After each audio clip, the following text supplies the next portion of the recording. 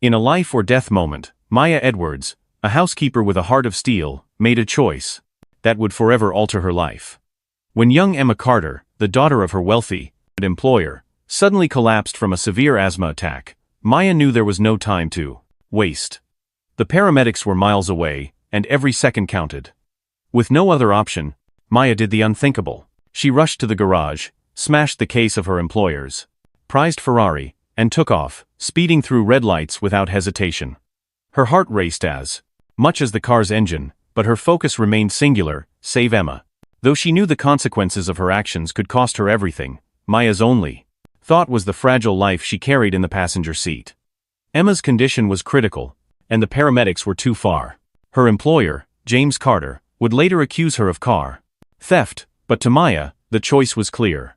Her only priority was the child, not the Ferrari, or the 4 rules she was expected to follow. She drove through the city's streets like a streak of lightning, ignoring the sirens that followed, all while whispering promises of safety to the unconscious girl beside her. When she finally arrived at the hospital, she leaped from the car, Emma still in her arms, and ran toward the ER. The question of whether she had done right would haunt her for days, but in that moment, Maya knew she had done what anyone with a heart would do: act when it mattered most. When James Carter stormed into the hospital, the fire in his eyes was palpable. His tailor suit, impeccable as always, failed to hide the fury that radiated from him. Maya, standing in front of him, felt her heart race as his gaze bore down on her like a storm cloud ready to burst. His voice boomed through the sterile, cold hospital corridor, reverberating with rage as he yelled about his beloved Ferrari. "Do you have any idea what you've done to my car?" James seethed, his words slicing through the air like daggers. His hands, clenched into fists, slammed against the wall beside him, rattling the frames on the hallway. To Maya, it felt as though the walls themselves had tightened, the weight of his anger making it hard to breathe. He wasn't asking about Emma, his daughter, his only child, who had just undergone a life-threatening ordeal. No, his focus was solely on his car, the Ferrari that had been damaged during the frantic race to the hospital. "You destroyed my Ferrari," he shouted again, his voice rising to a fever pitch. Maya stood still, shackled by the handcuffs, her heart pounding in her chest, as she struggled to keep her composure. She wasn't afraid of him. She had faced far worse in her life. But what cut the deepest was the lack of acknowledgement for the life she had just saved, the life of his daughter, Emma. It felt as though all her actions, all the risks she had taken to get Emma to the hospital in time, were erased in an instant. Instead of gratitude, she was met with contempt. In the heat of his fury, James rattled off the damages to the car. He described in painful detail how the rear quarter panel was scratched, the suspension ruined, and the front splitter destroyed. Each word he spoke was a slap in Maya's face, a reminder of the wealth and privilege he thought entitled him to dictate the terms of everything, including human lives. He couldn't see beyond the car, the object he cherished more than anything else in his world. Maya, her voice barely above a whisper, tried to explain. "There wasn't time. I called for help, but they said it would take 14 minutes. Emma wasn't going to make it that long," she said, her voice trembling but firm. She wasn't apologizing. She was explaining why she had done what she did. But it fell on deaf ears. James interrupted her, his anger only growing. "That's not your call to make," he barked, stepping closer to her, his finger jabbing the air in front of her face. "You're a maid, Maya. A helper. You're not a doctor, you're not family." His words felt like a blow to her chest. It wasn't just the insult to her status that hurt, it was the blatant disregard for the life of his own child. Maya's throat tightened. She knew the truth. She knew she was only seen as someone invisible to the world. She had spent years serving the Grayson family, doing everything she was asked without ever being acknowledged for her worth. She wasn't expecting him to call her a hero, but the least he could do was acknowledge that she had saved Emma's life. The silence that followed was heavy. Maya could feel the weight of the world pressing down on her shoulders. She stood, shackled and helpless, as James continued his tirade. His rage was so overwhelming that it seemed to fill the entire space, drowning out everything else. For a moment, she wondered if he could ever see her for the person she truly was. But deep down, she knew the answer was no. Then, as if from a distant dream, the voice of the ER doctor broke through the tension. "Mr. "Carter, your daughter is alive because of this woman," the doctor said, his voice calm and steady. James turned to the doctor, finally noticing him as if he had just appeared. The fury in his face didn't diminish, but the doctor continued. "If Maya hadn't acted when she did, Emma would not have made it to the hospital in time. The doctors are optimistic, but without her, we would have lost her." The weight of the doctor's words settled in the room like a heavy fog. James was speechless. His anger, though still simmering beneath the surface, had momentarily been replaced by confusion. He didn't know what to say. His eyes darted back and forth between the doctor and Maya, as if trying to reconcile the image of this woman he had despised in that moment with the reality of what she had done. For the first time, the reality of the situation began to sink in. It wasn't about the car. It never should have been. His daughter had been saved because Maya had risked everything. But in his anger, he hadn't seen that. He hadn't seen the courage she displayed, the decision she made, not as an employee but as a human being who couldn't bear to let a child die. Maya didn't say another word. She didn't need to. The room had fallen into a heavy silence. Once again. James finally broke it, though, with a single, defeated comment. "You destroyed my car," he muttered, almost to himself. It wasn't an apology, it wasn't even a recognition of her sacrifice. It was just an empty statement, a reflection of the only thing he had cared about in that moment. But for Maya, it didn't matter. She had done what she had to do. She had saved Emma's life, and that was all that mattered. As James turned and disappeared behind the trauma doors to be with his daughter, Maya exhaled the breath she didn't know she had been holding. She wasn't expecting gratitude. She wasn't expecting him to understand. But she had done the right thing, and sometimes, that was all anyone could do. When the officer finally approached her to take her statement, Maya's knees gave way, not from guilt or fear, but from the relief of knowing that Emma would survive. It had been a battle, one that James Carter didn't understand, but for Maya, it had been a fight for something far greater than a car. It had been a fight for a child's life, and in the end, that was all that mattered. Maya Edwards stood in the cold, dimly lit holding cell, the weight of the handcuffs on her wrists feeling heavier than the quiet tension that filled the room. The metal bench under her felt unforgiving, but she hardly noticed it. Her mind wasn't on the sterile walls or the smell of the stale air. It was on Emma Carter, the little girl she had driven through red lights to save, the child who had barely hung on, whose life Maya had fought to preserve.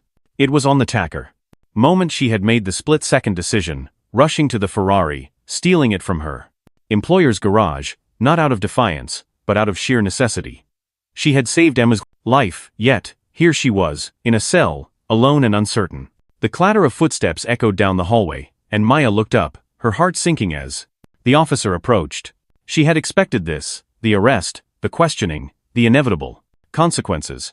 But she hadn't prepared for the aftermath, the deep loneliness of knowing that, no matter how much she had done right, it might not matter in the eyes of the law. She had saved a life, but she had broken a rule, and rules were supposed to be black and white, not blurry like this. "Miss Edwards," the officer's voice was clipped, professional. "You're free to go for now." Maya blinked, confused. Her mind had been stuck in a loop of guilt and anxiety, and it took a moment for the officer's words to sink in. He seemed almost uncomfortable with the situation, glancing at her as if unsure how to proceed. "The detective will be here soon to take your statement. But you're being released into custody for now." Maya nodded quietly, not trusting herself to speak. The officer uncuffed her, and the cold metal released its grip on her wrists. But the weight of the situation lingered, pressing down on her chest like a physical burden. She rose slowly, her legs still shaky from the emotional exhaustion of the last few hours. As she stepped into the sterile hallway, she couldn't shake the image of Emma's face. The pale skin, the stillness in her body, the quiet gasp for air that Maya had heard when she first picked the little girl up. In that moment, it had been clear to Maya that Emma's life was slipping away, and it was in that split second that Maya had decided, without hesitation, to break all the rules. She hadn't known what would come of it, but she knew that if she waited for the paramedics, if she waited for the official channels to work, it might have been too late. She had acted with the only goal in mind, to save Emma. But now, as she stood there, free but still trapped in the weight of what had transpired, she couldn't help but question if she had made the right decision. What did it mean to save a life when it cost you everything else? The door opened, and Detective Sarah Coleman stepped inside, her calm demeanor cutting through Maya's spiraling thoughts. The detective's presence was familiar, almost comforting. She was the one who had kept Maya grounded during the initial questioning at the hospital, when everything had felt like it was falling apart. There was a certain steadiness to the detective, a quiet strength that Maya found herself drawn to in this storm of uncertainty. "Maya, how are you holding up?" Coleman asked, her voice gentle but firm. She took a seat across from Maya, opening the file in her hands and flipping through it. Maya didn't answer. Immediately, her gaze dropping to her hands, still trembling. She felt like a stranger in her own skin, unsure of where to place the pieces of her life now. "I'm fine," Maya said softly, though she knew it wasn't true. She wasn't fine. She was far from fine. But how could she explain the turmoil inside her, the confusion, the quiet fear that maybe she had done the wrong thing, even though she had acted with the best intentions? Detective Coleman studied her for a moment before speaking again. "Maya, I need to be clear with you. The charges are serious. Grand theft auto, reckless endangerment, you broke the law. I'm not going to sugarcoat it." Maya's throat tightened, and she forced herself to breathe slowly, steadying herself. She knew what she had done. She knew the consequences. But it didn't change the fact that she had saved Emma's life. She wasn't trying to run, trying to escape. She had acted in desperation, with love and urgency. She had done what needed to be done. "I understand," Maya said quietly, her voice trembling with the weight of it all. "But I didn't steal the car to hurt anyone. I took it to save her. Emma." She wasn't breathing. "If I had waited, I don't know if she would have made it." Detective Coleman gave a small nod, her expression softening slightly. "I know you weren't trying to escape, Maya. And I know what you did save that child. We've spoken to the Strataford doctor. He's confirmed that if Emma had gotten to the hospital, even a minute later, things could have been very different." The detective's voice dropped to a more personal tone. "You did the right thing. You saved her life. And, to be honest, I think most people will agree with that. The law, though, that's a different matter." Maya's chest tightened. The conflict between right and wrong, between the law and compassion, had never felt more profound. She had saved Emma. She had broken the law. And now she was caught in the crossfire, not knowing which side would win. "I never wanted any of this," Maya whispered, her voice thick with emotion. "I just wanted to save her. I thought about everything, about the Ferrari, about what would happen to me. But I couldn't think about that in the moment. I couldn't just stand by." Coleman nodded again, this time with understanding in her eyes. "You acted out of love, Maya. And, in my book, that means something. I'm not the one who decides if charges will be pressed. But I can tell you this, those who were there, the doctors, the officers, they all see what you did. They see the courage, not the crime." For the first time, since everything had gone wrong, Maya allowed herself to relax, even if only for a moment.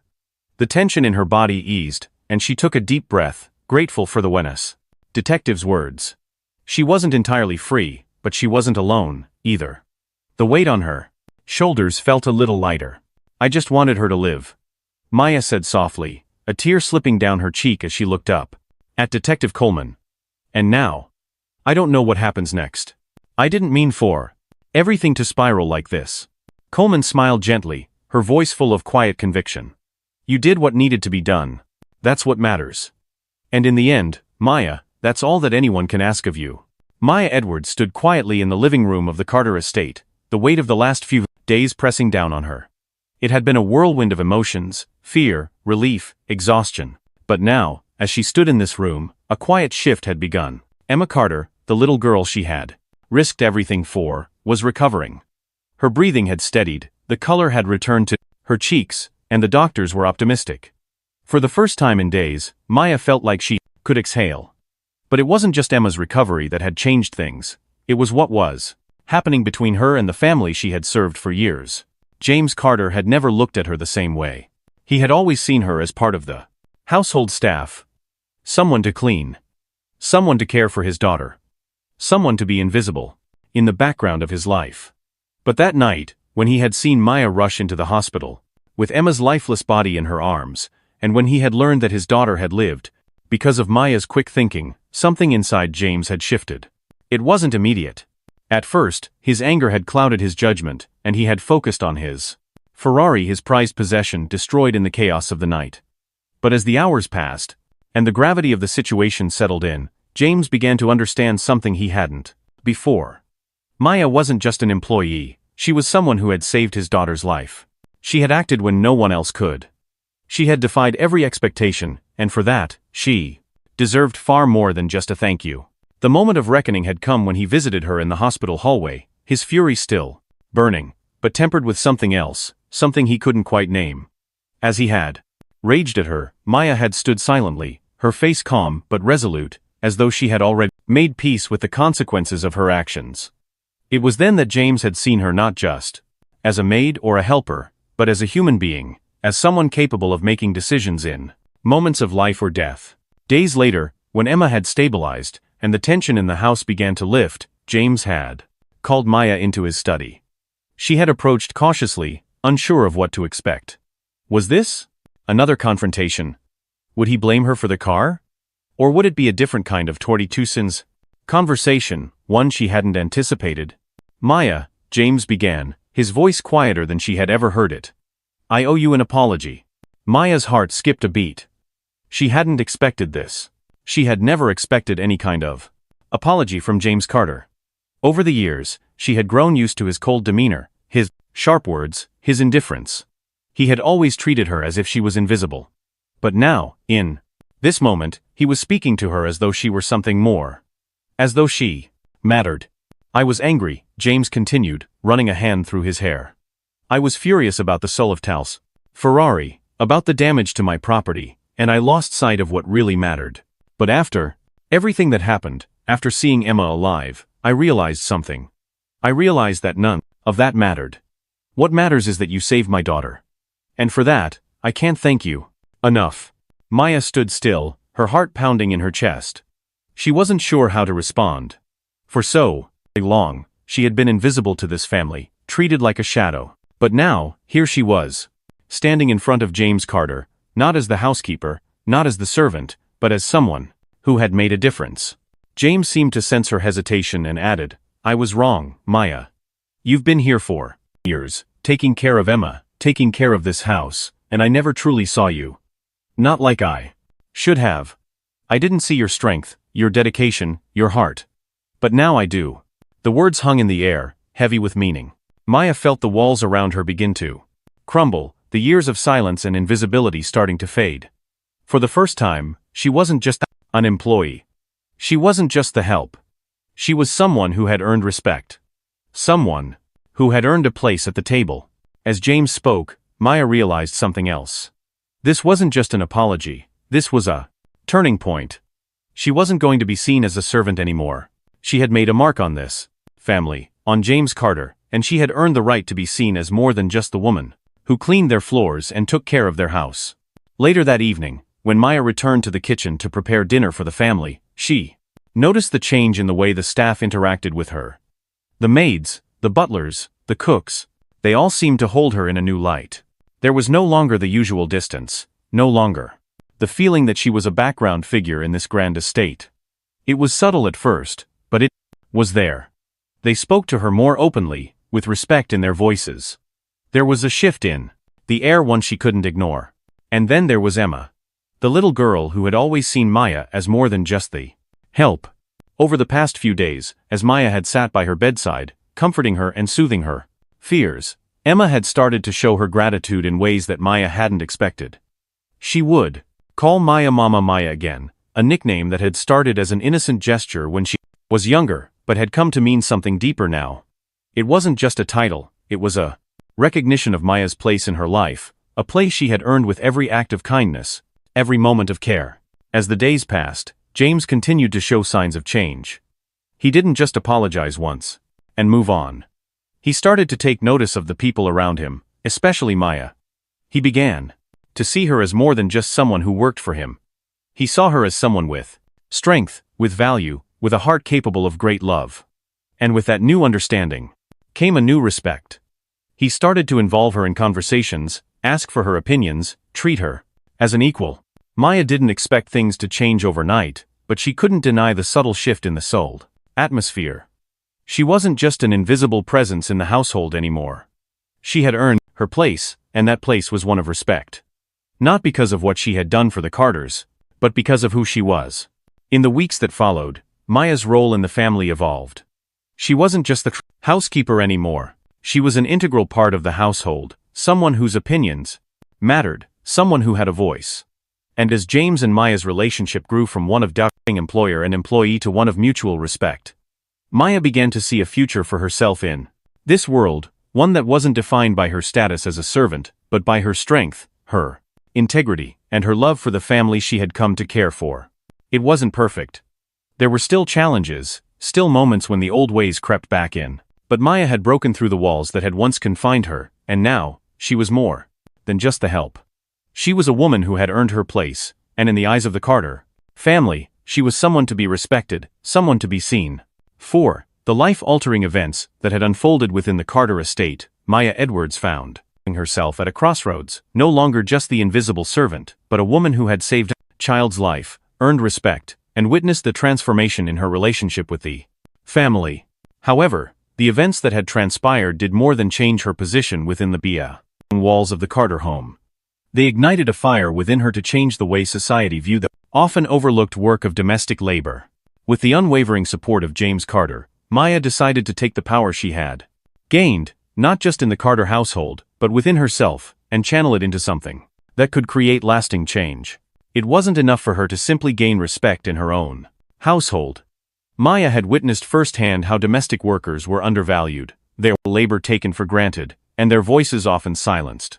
It was time to give those workers a voice, to fight for dignity, and to start a movement that would not only change how they were seen but how they were treated across society. The idea began as a simple one: a foundation to support domestic workers. But it quickly grew into something more significant. Maya knew that simply providing financial aid to workers wasn't enough. The system of exploitation and invisibility that had allowed people like her to be marginalized for so long had to be dismantled from the ground up. Thus, the Carter Foundation for Domestic Workers was born, a non-profit organization designed not just to provide legal and financial support to domestic workers, but to raise awareness about the vital contributions they made to families across the country. James, having seen firsthand Maya's strength and the impact of her actions, was quick to support her initiative. He didn't just offer funding, he used his platform to promote the foundation, speaking about it publicly, leveraging his connections to bring attention to the cause. His public endorsement of Maya's vision gave the foundation immediate credibility, and soon, the organization was gaining traction in circles where such issues had often been ignored. Maya, who had once been invisible to society, was now standing in front of a new community, one that was beginning to understand and recognize the value of the work done by people like her. Together, Maya and James began to host events that raised awareness about the challenges faced by domestic workers. They organized workshops for both employers and employees, educating them on labor rights, safety standards, fair wages, and the importance of mutual respect within the workplace. The workshops provided a safe space for domestic workers to voice their concerns, share their experiences, and learn how to advocate for themselves. The foundation also offered scholarships to help workers who wanted to continue their education or improve their skills, empowering them to build better futures for themselves and their families. As the foundation grew, Maya's role evolved. She wasn't just the face of the organization, she was its heart. She met with workers from all walks of life, hearing their stories, offering counsel, and pushing for policies that would protect them. Maya's ability to connect with people, to make them feel seen and heard, made her an inspiring figure in the community. What she had done for Emma Carter was no longer the focus of her narrative, it was the lasting impact she was having on the lives of so many others. She became a symbol of hope, a beacon for those who had long been overlooked by society. Her work with the foundation also brought her into contact with other activists and community leaders who were fighting for the rights of marginalized groups. They shared ideas, collaborated on projects, and began to build a network of advocates who understood that the fight for justice and equality went far beyond the corporate boardrooms and political offices. It started with the everyday lives of people who worked tirelessly, often in silence, to keep the world running. One of the foundation's greatest achievements was the creation of a Domestic Workers' Bill of Rights. This document outlined the basic protections and rights every domestic worker should receive fair wages, proper hours, access to healthcare, and a safe working environment. It was a huge victory, one that garnered national attention and sparked conversations in homes, workplaces, and legislative bodies across the country. The bill, although not yet a law, began to change the conversation about domestic work. It made people realize that the work done by housekeepers, nannies, caregivers, and others in the domestic sphere was just as important as any other profession. Maya's story, once one of being invisible, unrecognized, and dismissed, had evolved into one of empowerment, leadership, and inspiration. She became a sought-after speaker, invited to conferences, community events, and media outlets to talk about her journey, the foundation, and the importance of dignity in domestic labor. Her voice resonated not just with domestic workers, but with anyone who had ever felt undervalued or overlooked. For Maya, it was never about fame or recognition. It was about justice. She had spent years being invisible to the world, a servant to those who never saw her as a person. Now, she was creating a world where people like her, people who worked in the shadows, often without thanks or recognition, could stand tall, could speak up, and could finally be seen for the important, irreplaceable people they were. The impact of Maya's work reached far beyond the walls of the Carter estate. It began to ripple out into communities everywhere. People from all walks of life, employees, employers, activists, and everyday citizens came together to advocate for the rights of the domestic workers, to push for policies that would ensure fairness and respect, and to create spaces where the voices of those who had been silenced for so long could finally be heard. Maya became a leader in a movement that didn't just seek to change laws, but to change hearts and minds. She was building a community where every person, regardless of their job or status, could find their voice and stand in the light. It wasn't just about workers' rights. It was about dignity, respect, and the simple belief that everyone deserved to be seen, to be heard, and to matter. Maya had started a revolution, but not one that was loud or disruptive. It was a quiet revolution, one that planted seeds of change in the hearts of people who were ready to listen. And in that stillness, in that gentle shift, Maya Edwards had not only transformed her own life, but had sparked a movement that would continue to grow, empowering domestic workers and giving them the recognition and respect they had long deserved. Maya Edwards' journey didn't end with saving Emma Carter's life. In fact, it was only the beginning of a transformation that would reshape her future and the lives of countless others. Her decision to act quickly and decisively in the face of a life-threatening situation had already earned her the respect of the Carter family, but Maya knew that true change couldn't be achieved through individual acts of heroism alone. It had to be systemic. Determined to do more than just save lives, Maya took the lessons learned from that pivotal moment and used them to build a future that would uplift not only herself but also the many domestic workers who had long been invisible in society. She recognized that the real fight for justice wasn't just about proving one's worth in a moment of crisis.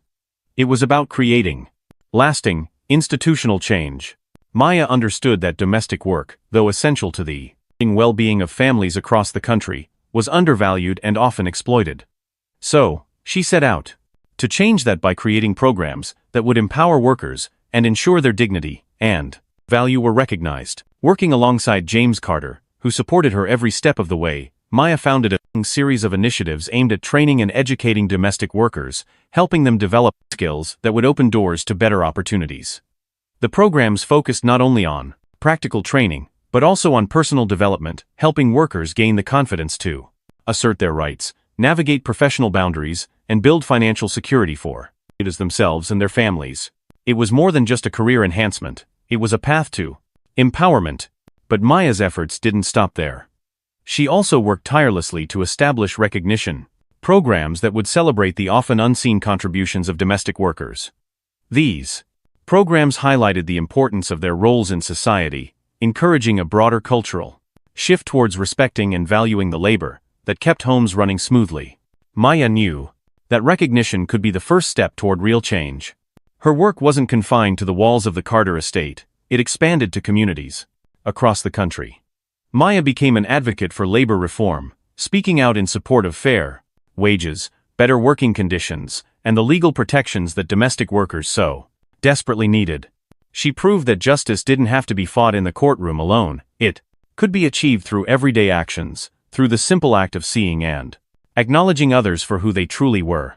Maya's story was a testament to the power of heart-driven actions. She showed that true RE story.